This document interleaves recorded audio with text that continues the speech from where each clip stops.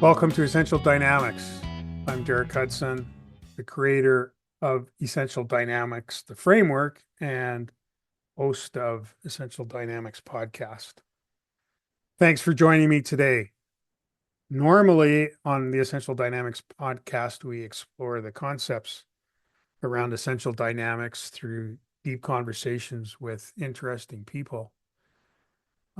But today, as a follow up to our last episode, I'm doing this alone as I just reminisce about a recent backpacking trip that I went on and past trips that I've had and how they illustrate the concepts of essential dynamics so clearly. Of course, the backpacking trip is really just, it's a quest. It's got all the elements of a quest. And of course, a lot of other things do too. And that's what we talk about, essential dynamics. And so to set it up from last time, I talked about a specific trip that I went on last week in the Canadian Rockies with six of my friends. And we talked about the idea that backpacking is hard and there's opposition, and that maybe sets it up for considering as a quest. We talked about the fun scale and how type one fun is just enjoyable when you do it, and it's fun to think about after. And type two fun is gets pushes us to the edge where we're uncomfortable, where there's more of a challenge maybe than we expected, but that in the end we really appreciate the experience, think fondly of it, and even seek out to do it again. And that's definitely my experience with backpacking that I've done over more than 50 years now. We talked about purpose and how for our trip, as an example, purpose X was to get from A to B, and purpose Y was to have fun doing it. And we talked a little bit about path and about the idea that there are drivers and constraints as the key forces that come into play when we're trying to work our way up a challenging path. I'd like to pick up on that now and to talk about a few other things, including the people element of essential dynamics. And of course, in essential dynamics, we're always looking for this tension. And the tension that we found with people is between an individual and their own, I guess, self-interest and self sense of autonomy, and the need for a group to come together to have some cohesion and collaboration, and the opportunity for people to accomplish things that simply can't be done by an individual. So I did want to start with that and pick up on this idea of individual versus group. And to that I'll call on what's attributed to be an African proverb that's very popular in the outdoors these days and in a lot of other areas. And that is, if you want to go fast, go alone. If you want to go far, go together. And here's the situation. There's seven of us on this backpacking trip. I'm 64 years old. Two of the participants are older than me by a few years. So let's say on the very early edge of 70s. Three others are a bit younger, for the most part, hanging on barely to the 50s. And then the son of one of our participants, who's I think about 27. Here's our group. And the oldest member of our group is a very experienced backpacker who's used to going by himself. And when we got talking about this trip and I invited him, his hesitation was, well, I do hike alone. But it seemed like a good idea for him to join us. Why is that? Well, he hasn't been hiking for a number of years due to work and health considerations. He's not quite sure what his body's now capable of. He didn't know the route. There was expected to be a little bit of difficulty in finding the route, and he also, I think, liked the idea of being with some interesting people that he knew. And so the situation was that he had to kind of agree to some degree conform with the needs of the group. Otherwise, this wasn't going to work out. Well, how does that work? Well, we use hiking as a metaphor in essential dynamics, largely because one of the key elements is the idea of constraints, which were the theory of constraints was popularized by Dr. Ellie Goldratt in his initial book called The Goal. And in the book, The Goal, he talks about the protagonist, who's a plant manager, finding himself leading a group of Boy Scouts on a long hike and figuring out that there's always a slow kid. In the book, the slow kid's name was Herbie. And even today in theory of constraints implementations in a factory, for example, you're trying to find which machine or work process is Herbie, the one that's the slowest. So this is already familiar to us as hikers. And here's the psychology of this, because it's different when it's, machines and mechanical or automated processes. But as a person, if you're the slow person, that makes you feel bad, and it's a little bit demoralizing, and it might even slow you down further. My experience is if you take the slow kid and put them at the front, they have an increased sense of engagement and responsibility, and they pick up their pace a little bit without even being asked to. They pick up their pace a little bit, which means that there's another person down the line who is going to end up being your slow kid, going to be the new Herbie, and your constraint has moved. And there's a lot to that in the theory of constraints literature. But now let's move from a youth to a very experienced person. You don't want to be the slow guy. You also don't want to be rushed. And so in this case, we had a series of situations where sometimes one of the slow people was in the lead, and the other slow people could just tuck into that pace and not be noticed. And other times the slow person was at the back, and that changed from time to time based on hydration, nutrition, blisters, and stuff like that. But what my solo hiker friend needed to do was to be okay with either trying to keep up with the group, slowing the group down, or being sort of left behind for a period of time. I really enjoyed the last day as the two of us hiked out at the back of the pack. We were engaged in some really interesting conversation, including, for some part of it, talk about essential dynamics. And I was going at his pace, and his pace was fine. And the folks in front of us, we knew they were up there somewhere. Why am I saying this? Well, each of us kind of have to find our own way in the group. And if you're the leader of a group, you really have to figure out who's with you and who might be slow, and then understand how you can and help them without generally singling people out and demoralizing them further. So that's one aspect of the people thing. The other part of the people thing that I want to talk about is just this situation of group leadership, group decision making. So I was the instigator of this hike in the sense that it's something that I tried to do a few years before, carve this part out of a route that we did do. So it was left undone, and then tried for a couple of years to assemble the right people at the right time to be able to do it. So I might have been a bit of a facilitator, but I did not consider myself the leader of the expedition. This was a group of equals working together. We were working without hierarchy, and we had the ability to draw on the wisdom of each member of the group. And there were decisions that we needed to make. Some of them were pretty important decisions. And I guess I'll highlight two situations that we found on our hike. First one is that this hike is up. It's along Owen Creek in the central Canadian Rockies.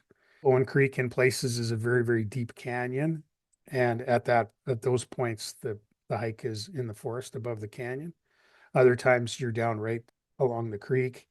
And as we proceeded, we got to a point where there was a steep cliff of clay and dirt that washed out the trail and flowed right into the creek. And the creek was flowing very quickly. It wasn't very wide. There's a lot of water movement, and it didn't look like a good idea to step into the creek. The lead hiker at the time, who was not me, I was a couple spots behind him, determined that the path wasn't there and we needed to find a way around it. Saw some footsteps that started to ascend up this dirt slope, and followed them, and we all followed, and we got up probably 15 or 20 meters above the creek. It was pretty precarious at times, but we got up above this earth cliff and onto vegetation, where we were surprised to find a little bit of a trail. It was worn in the bushes, and there's a track there, and so we started following it. Now, I have to appreciate that we are our main source of navigation is an app called Far Out, and we had a section of the Great Divide Trail loaded on that. And the way that works is there's a line that shows the path and a blue dot that shows where we are. Now it's very, very helpful, but it's not super accurate at fine resolutions of a few meters. Often the map would show the trail on the other side of the creek, but we're on the trail and it's on this side of the creek, and we know that. So we were conditioned to follow the trail and then use the map for like our major corrections. So in this case, we find this path, we're following the path. It's steep, it's going up the mountain, it's getting further and further away from the creek and from the direction that we know we need to go. I was expecting that this trail would sort of skirt the top of the cliff and then at some point redirect itself back down to the creek in a safe spot, but it was heading the wrong direction. And our lead hiker called back to me and said, "Hey, can you do a position check?" And so I checked, pulled out the app, and I said, "It's going to show that we're way off trail." And it did.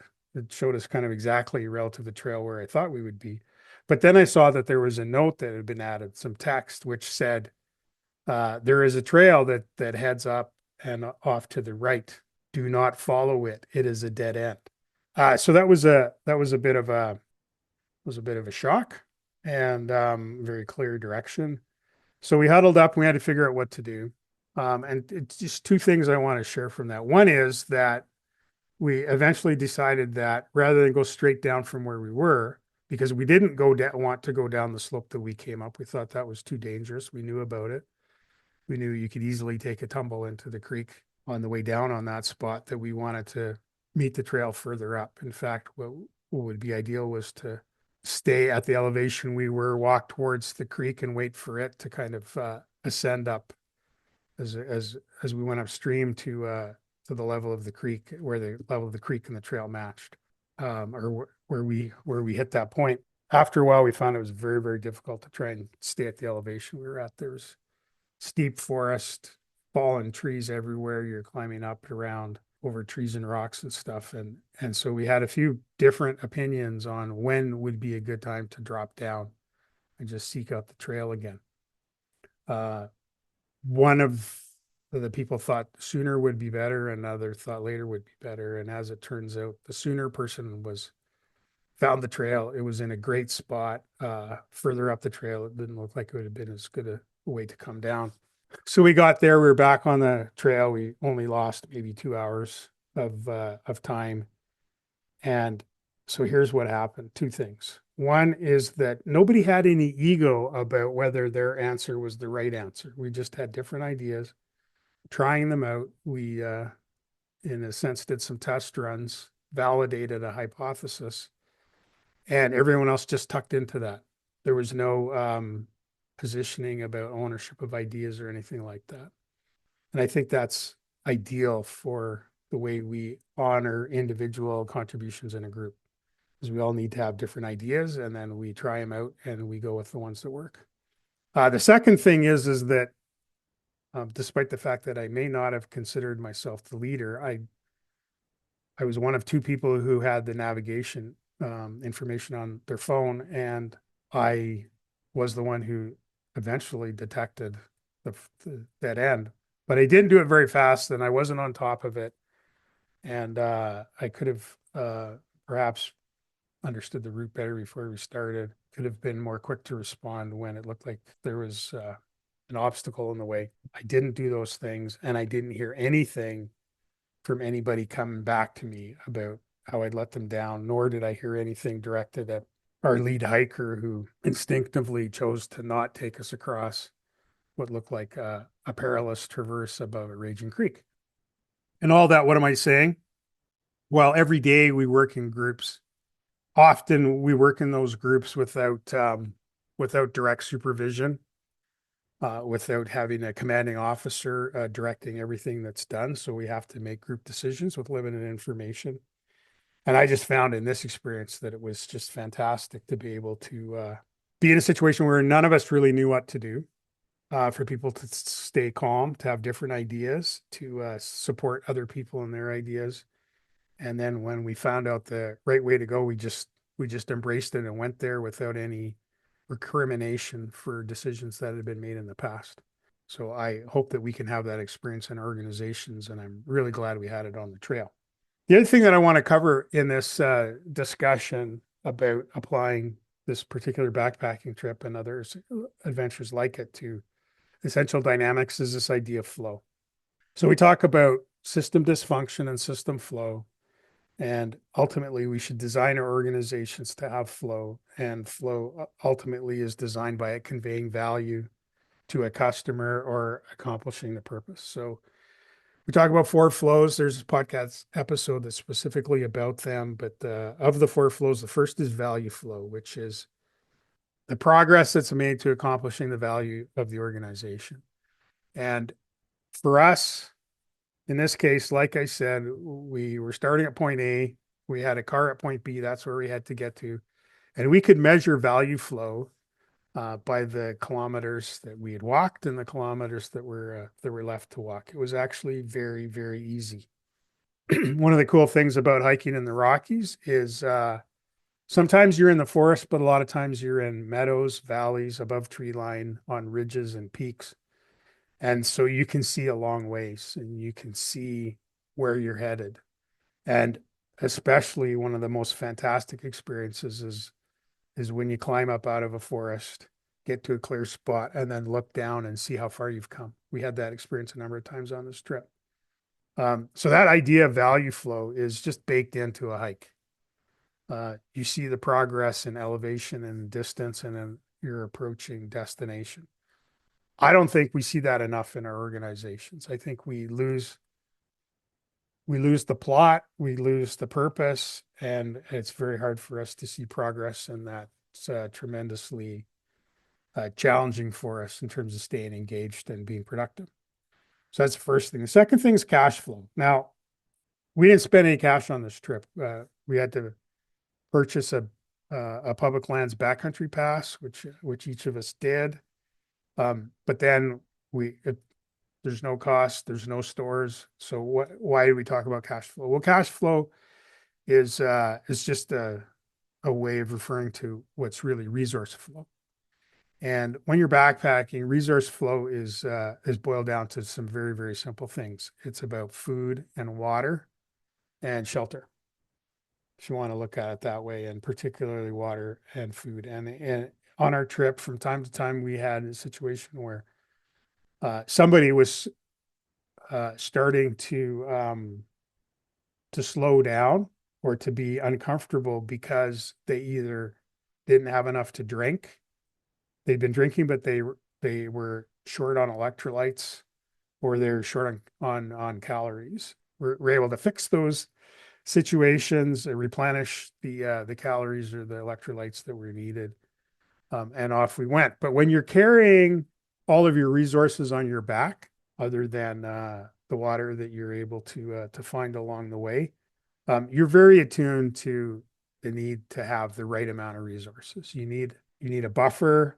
You don't need too many because it's costly and slows you down. So that's, I think, a great illustration of cash flow. And I've now seen on my hikes 2 or 3 situations where it was clear that someone had been exerting themselves for a while. They're a bit dehydrated, but most importantly, they were low on electrolytes. And to pop one of those tablets in a bottle of water and see the result in someone in the matter of minutes is quite amazing. Now, the third flow is information flow. And the information flow on our hike was very simple. It was a combination of what we were seeing in front of us and ahead of us on the trail and what we were seeing on our navigation apps. And as I related with the story of this unfortunate detour that we took, we missed a key piece of information flow for a while, which is that trail is a dead end. And we didn't quite know the best way to get through if we'd avoided that trail in the first instance. Like, I'm not sure how we would have traversed that tricky section. As it was, we had to bail ourselves out of backtracking off on this detour that we didn't need to take. Um, I think so many times in organizations, the feedback that people need to do the most important thing, which is to deliver value, is not present. It's not clear, doesn't come in a timely way. I guess the price isn't as high in the moment, but we certainly on our trip valued information flow, particularly when the blue dot was on the red line and the red line was heading in our direction to our destination. The last flow is energy flow. I talked a little bit about resource flow, but energy flow is that internal um, motivation, that psychic energy that people need to get up and do stuff. And what I've found is that the only energy flow that really matters is what's inside a person, and we can help them. We can help them find their energy. We can help them replenish their energy, but it's something that's sort of individual to each person. And I've had many experiences where I've seen people dig into wells of energy flow that they didn't think they had. So those are some of my thoughts that I had about essential dynamics and my recent backpacking experience and some of my older backpacking experiences. So for some of you that this might be the inspiration to dust off the hiking boots and get outside. For others, it might be that there are other things that are your idea of an epic quest that might be hard, that might be challenging, that might involve a little bit of type 2 fun, but that can really make you feel alive and create richness in your life. And for all of us, Monday morning, we got to go back into the office or the classroom or the laboratory or the plant, and we got to do hard things with other people. And I think a lot of these principles can apply. And if they do, then you'll be inclined to consider your quest.